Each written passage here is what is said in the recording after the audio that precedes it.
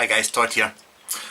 Today we're going to be having a look, excuse me, I'm just looking up information on Facebook here, but we're going to be having a look at a mechanical mod built by a new guy on the block that goes by the name of TAD, T-A-D.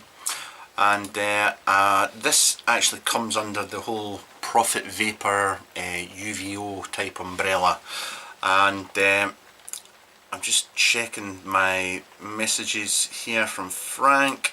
Where is it?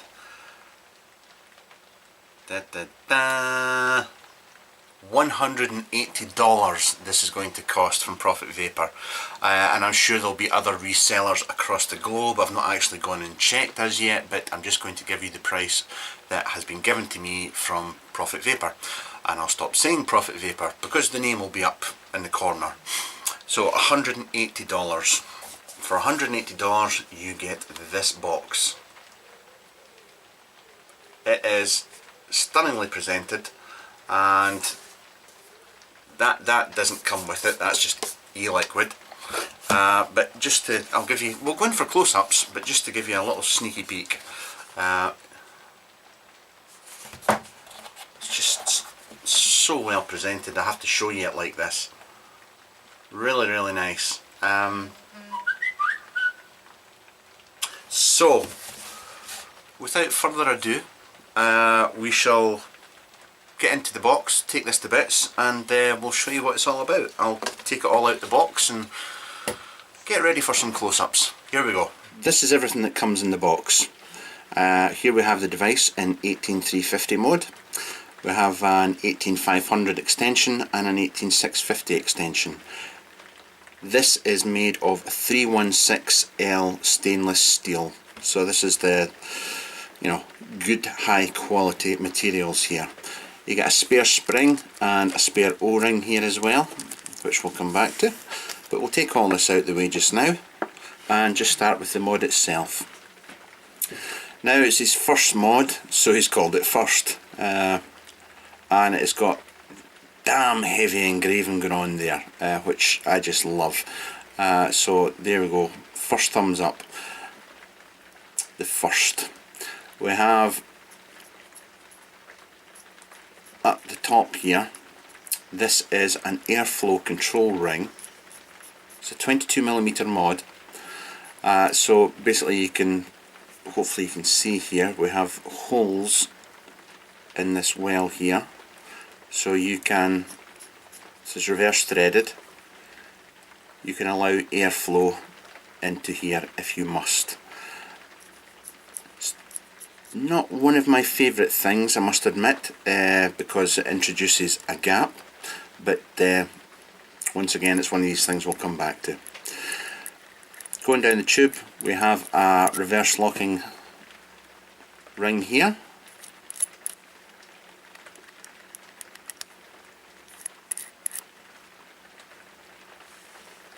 We have Imagination by TAD engraved, once again heavily engraved in the bottom. And going round the back we have, now I'm assuming that this means TAD. I'm guessing, I don't know for definite, I could be wrong, but I'll just wing it and say that it's what it is. I have a serial number, number 21 down here, and you can see we have two big hoofing vents. We'll come back to them as well, but this is going to be very much a Marmite thing. You're either going to love this or hate it. Now, take this to bits.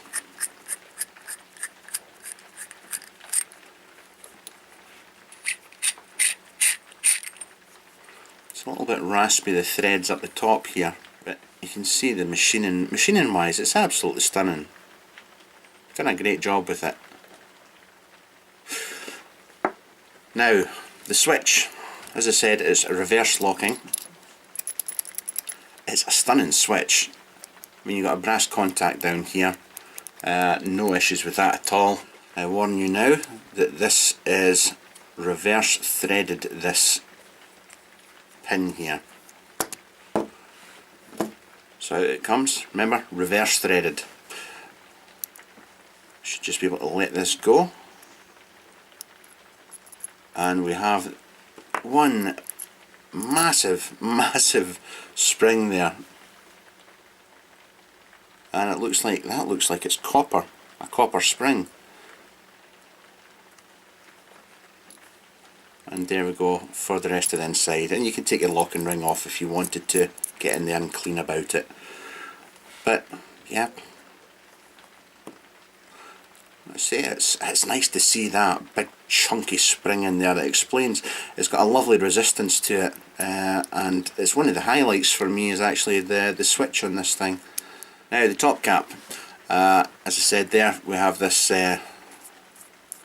airflow control ring. It's reverse threaded again. I can take that off, and you can see that you've got three, I think there's three, yeah there's three airflow holes going right round there, and that's where your O-ring comes into. I recognise these O-rings.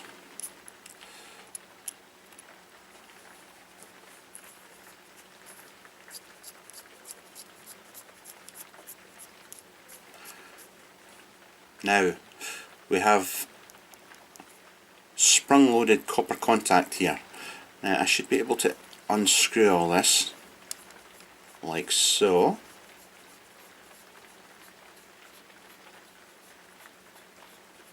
This is not reverse threaded, and you'll see that your connection here sprung loaded, and this is sprung loaded, and hey ho, here we go. Yep, it's threaded. Not reverse threaded, just standard threading here. Out she comes, and there we go, copper contacts. Yeah, this is an ingenious wee thing, this. Sealed unit. So you've got a spare spring, remember, in the pack. 510 connection, and that just drops in there like so. I really like this. I do really like this setup.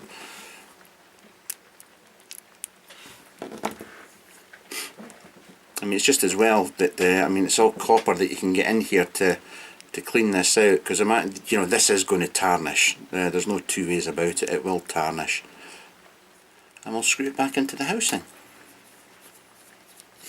This is an 18350 using a E-Fest. Pop that in there, and that's what you're going to get. This shown through the back. So depending on what colour of batteries you go for, depends on what colour you're going to get shown through the back. Well, that kind of goes without saying. Sorry, I'm teaching you to suck eggs here.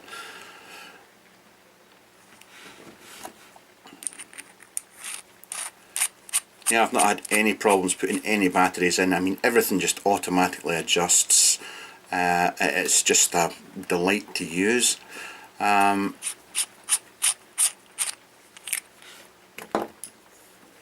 If we put the 18500 extension ring on it, you can see it's highly polished, so it's picking up all my fingerprints here.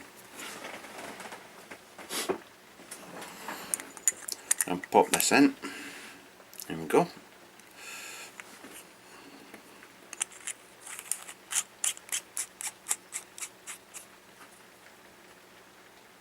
Now, this leads to a slight, is it a negative? I suppose you could say it's a negative. Now that looks like I could get a kick 2 in there. Unfortunately, I can't.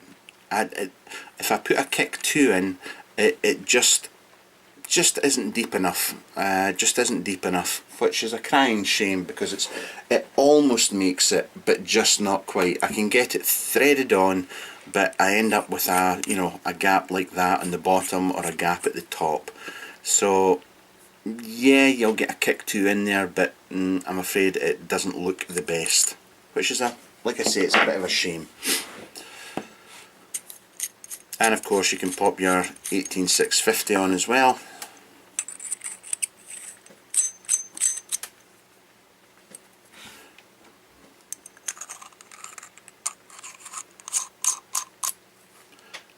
There we go.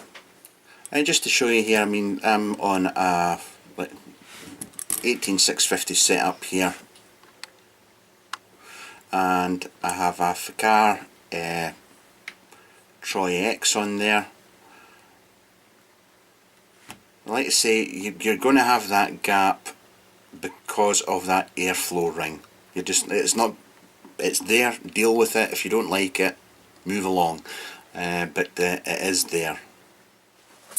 Right, sorry, I'm just giving this another clean here. Now in 18350 mode, this is 65.5. Oh God, I've forgotten. 66.5 millimeters in 18350 mode, and of course it's 22 millimeters in diameter. I'm using my this is my Wolf Call rebuildable dripping atomizer with an all-star drip tip on top. Now this mod, I'm not going to say oh it hits like a mule or kicks like a mule and all that bullshit. I will say that it performs exceptionally well. I'm not noticing any voltage drop of any description, and performs really well. I have a vape.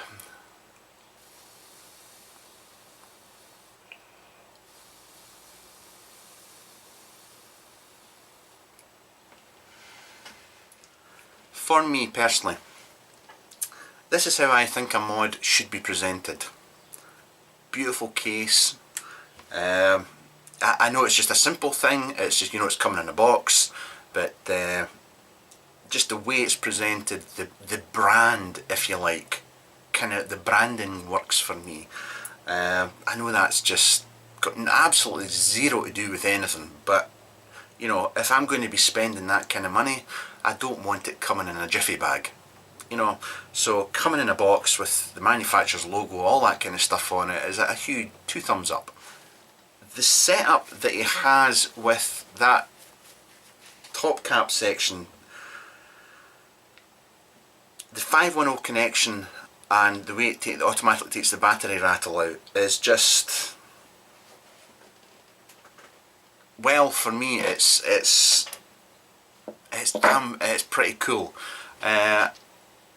I think it's pretty ingenious, and I think 10 out of 10 for that as well. I really do like that. The airflow control ring,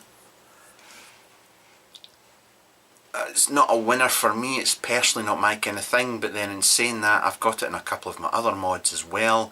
You know, if I wanted to use my IATI, I would need to use that airflow control ring, you know, to get air in there. Some people are going to love it, some people will hate it, but it's an option.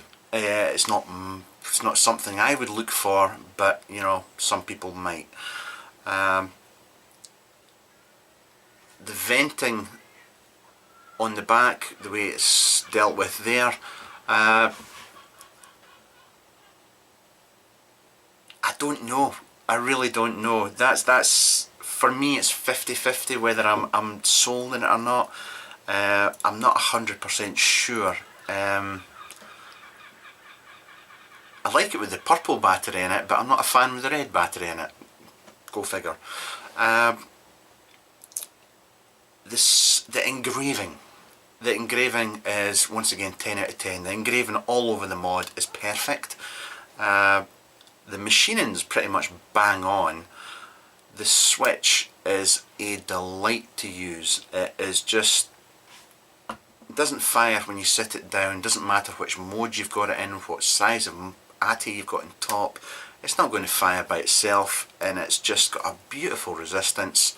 I've got my Chimera on here now, which I've not used in a few days.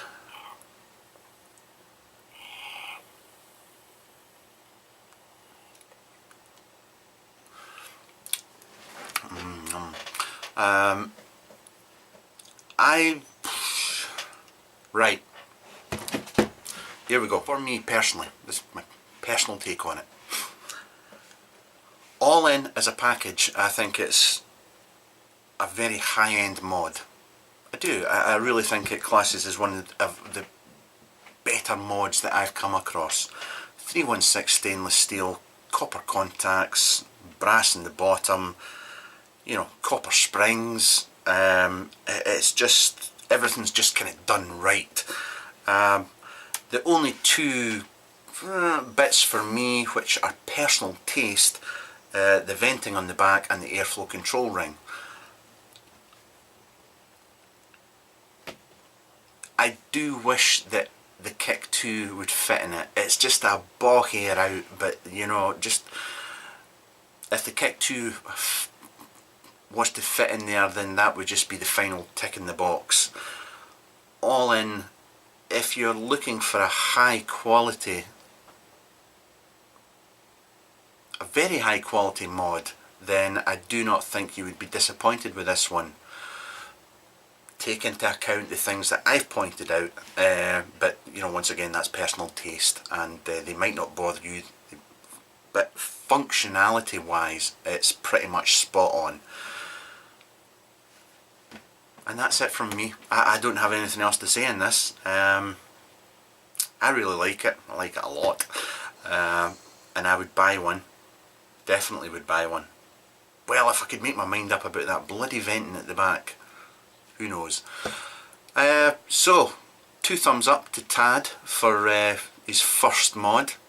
I just hope that his second mod doesn't have second written on it. And you know, thanks to Vape Profit for sending this on. I really appreciate that, and you know, yeah, 10 out of 10. Well, not far off 10 out of 10. Guys, thank you for watching as always, and we will catch up with you soon. Cheers now, bye.